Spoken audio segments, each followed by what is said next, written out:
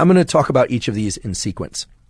But on the whole, the studies on maca are quite convincing that consumption of 2 to 3 grams per day of maca, which generally is sold as a powder or a capsule, typically consumed early in the day because it can be somewhat of a stimulant, meaning it can increase alertness, and you wouldn't want it to interfere with sleep by taking it too late in the day.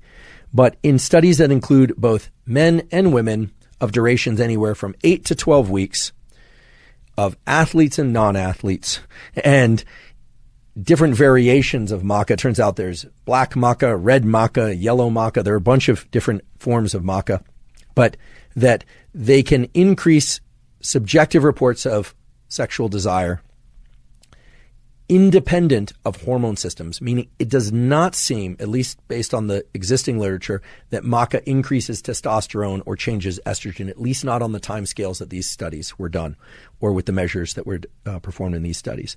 But that maca, again, consumed in doses of anywhere from 2 to 3 grams per day, has been shown to significantly increase libido. And in fact, those dosages of maca have been shown to offset so-called SSRI-induced sexual dysfunction. So there are various routes to sexual dysfunction. The SSRIs are selective serotonin reuptake inhibitors. They go by name brands like Prozac and Zoloft, and there are many others now in generic forms and so forth. Those don't always, I should point out, lead to sexual dysfunction. There's a dose dependence. Some people do quite well on SSRIs and don't have any issues with sexual function. Other people suffer quite a lot from sexual dysfunction while taking SSRIs. Highly variable. You need to work with a physician, a qualified psychiatrist. But nonetheless, everything I've been saying about maca thus far has also been explored in the context of SSRI-induced sexual dysfunction. The paper that I'm referring to here is a double-blind randomized pilot dose finding study of maca root. It goes by the name L-Mayeni. These always have fancy names, and the Latin names in biology are always more complicated, but it's maca root for the management of SSRI-induced sexual dysfunction. First author is Dording, D-O-R-D-I-N-G. This was a study done at Mass General, which is one of the satellite locations around Harvard Med. It's associated with Harvard Med, that found significant improvements in libido when people were taking a pretty low dose. It was actually, in this case, just 1.5 grams per day, up to a high dose, 3 grams per day of maca. And they were doing this in 20 remitted depressed outpatients. So these are people that had depression.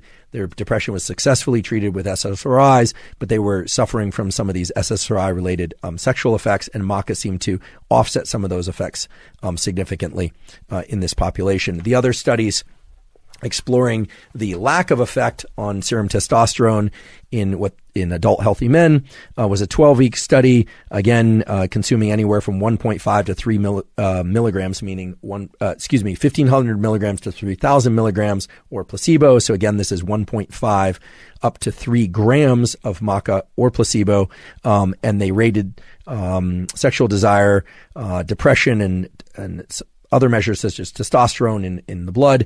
Again, no change in testosterone or estrogen, estradiol levels in men treated with maca and those treated with placebo.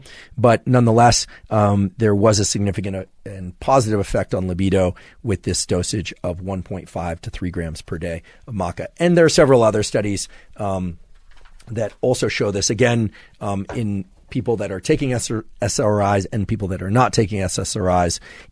In chronically overtrained athletes, this was also found to be the case. So it seems like across the board, maca is a fairly useful supplement for those that are seeking to increase their libido. And there are fewer studies involving women, but there are a few such studies that also point to the same general positive effect on libido in women taking maca at equivalent doses to those I just described. I think it's noteworthy that maca supplementation does not seem to adjust testosterone or estrogen levels to any significant degree, but it does change libido. I think that points to the fact that there are multiple systems in the brain and body that influence libido, not just testosterone and estrogen.